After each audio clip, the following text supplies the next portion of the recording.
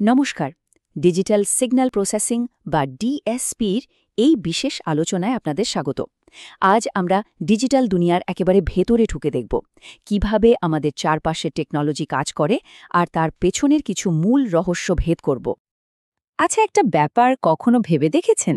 একটা ৫ মিনিটের হাই কোয়ালিটির গান হয়তো ৫০ মেগাবাইট জায়গা নেয়, অথচ সেই একই গান একটা MP3 ফাইল হয়ে গেলে মাত্র ৫ মেগাবাইটে চলে আসে। কিন্তু শোনার সময় তো খুব একটা খারাপ লাগে না। কিভাবে সম্ভব এটা?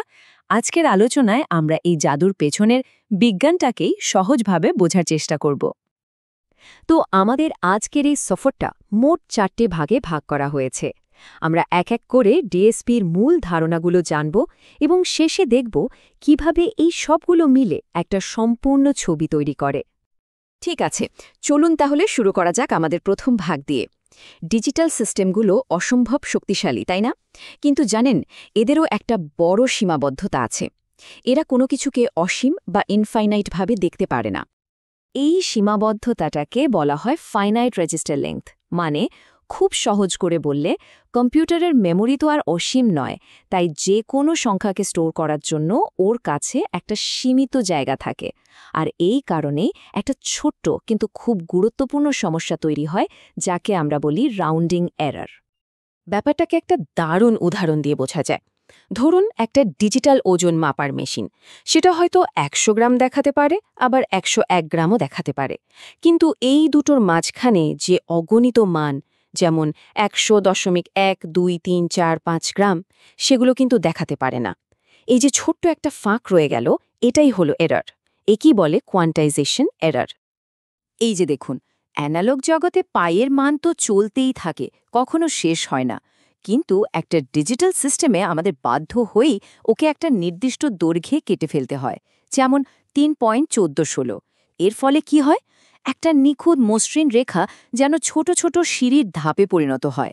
ত্রুটিটা হয়তো খুব সামান্য, কিন্তু এর প্রভাব কিন্তু অনেক বড় হতে পারে। তাহলে মূল বিষয়টা হলো, এই সীমিত রেজিস্টার লেংথের জন্য ডিজিটাল মানগুলো কখনোই ১০০% নিখুঁত হয় না। একটা ছোট্ট রাউন্ডিং এরর কিন্তু সবসময় থেকেই যায়। চলুন এবার আমাদের দ্বিতীয় ভাগে যাওয়া যাক। এখানে আমরা দেখব কিভাবে একটা সিগন্যালের ভেতরের উপাদানগুলো, মানে ওর গোপন রেসিপি খুঁজে বের করা যায়। টেকনিক্যাল ভাষায় এই প্রক্রিয়াকে বলে স্পেকট্রাল এস্টিমেশন। এই রেসিপি খোঁজার দুটো প্রধান রাস্তা আছে। একটা হলো নন প্যারামেট্রিক পদ্ধতি। এটা অনেকটা পুরো অর্কেস্ট্রার বাজনা শুনে বোঝার চেষ্টা করার মতো যে কোন কোন বাদ্যযন্ত্র বাজছে। আর অন্যটা হলো প্যারামেট্রিক পদ্ধতি, যেখানে আমি আগে থেকেই জানি গিটারের শব্দ কেমন হয়, তাই আমি ভিড়ের মধ্যে শুধু গিটারের শব্দটাই খুঁজব। তো নন প্যারামেট্রিক পদ্ধতি, যেমন ধরুন ফাস্ট ফুরিয়ার ট্রান্সফর্ম বা এফএফটি, এটা খুব সহজ আর জনপ্রিয়, কোনো রকম পূর্বানুমান ছাড়াই কাজ করে। কিন্তু যদি আমাদের কাছে সিগন্যালটা সম্পর্কে আগে থেকেই কিছু তথ্য থাকে, যেমন আমরা জানি ওটা গিটারের শব্দ, তাহলে প্যারামেট্রিক পদ্ধতি কিন্তু অনেক বেশি নিখুঁত ফল দিতে পারে। তাহলে আসল পার্থক্যটা কোথায় দাঁড়ালো? একটা পদ্ধতি সিগন্যালকে বিশ্লেষণ করে কোনো রকম ধারণা ছাড়াই, আর অন্যটা একটা নির্দিষ্ট মডেলকে ভিত্তি করে কাজ করে। আচ্ছা, এবার আমরা দেখব কি করে একটা ডিজিটাল সিগন্যালের গতি বা পেস বদলে ফেলা যায়। এই দারুণ কনসেপ্টটাকে বলা হয় মাল্টি রেট সিগন্যাল প্রসেসিং। বিষয়টা বুঝতে ক্রিকেট ম্যাচের রিপ্লের থেকে ভালো উদাহরণ আর হয় না। যখন আমরা স্লো মোশন একটা ছয় দেখি, তখন আসলে প্রতি সেকেন্ডে ফ্রেমের সংখ্যা অনেক বাড়িয়ে দেওয়া হয়, আর যখন ফাস্ট ফরওয়ার্ড করা হয় তখন ফ্রেমের সংখ্যা কমিয়ে দেওয়া হয়। ডিএসপিতে ডেটা স্যাম্পলের সাথে ঠিক এই একই কাজ করা হয়। এই যে ফাস্ট ফরওয়ার্ড করার ব্যাপারটা, একেই টেকনিক্যালি বলা হয় ডেসিমেশন বা ডাউন স্যাম্পলিং। এর মানে হলো আমরা সিগন্যাল থেকে কিছু স্যাম্পল বাদ দিয়ে দিচ্ছি। এতে ডেটার পরিমাণ কমে যায়, কিন্তু মূল তথ্যটা মোটামুটি একই থাকে। আর স্লো মোশনের জন্য যা করা হয় সেটাই হলো ইন্টারপোলেশন বা আপস্যাম্পলিং। এটা ঠিক তার উল্টো। এখানে আমরা আসল স্যাম্পলগুলোর মাঝে নতুন স্যাম্পল ঢুকিয়ে সিগন্যালটাকে আরও বিস্তারিত বা ডিটেইলড করে তুলি। তাহলে প্রশ্নটা হলো, কখন আমরা স্যাম্পলিং রেট কমাবো আর কখন বাড়াবো? সহজ কথায়, ডেটা কম্প্রেস করার জন্য ডাউন স্যাম্পলিং আর ডেটাকে আরও ডিটেইলড করার জন্য আপস্যাম্পলিং ব্যবহার করা হয়। চলুন এবার তাহলে আসল জায়গায় আসা যাক। এতক্ষণ আমরা যে আলাদা আলাদা ধারণাগুলো শিখলাম সেগুলোকে একসাথে মিলিয়ে দেখি কিভাবে আমাদের সেই ছোট্ট MP3 ফাইলটা তৈরি হয়। দেখুন এই স্লাইডটা কিন্তু আমাদের পুরো আলোচনার সারমর্ম। MP3 বানানোর রেসিপিটা 3 ধাপে হয়।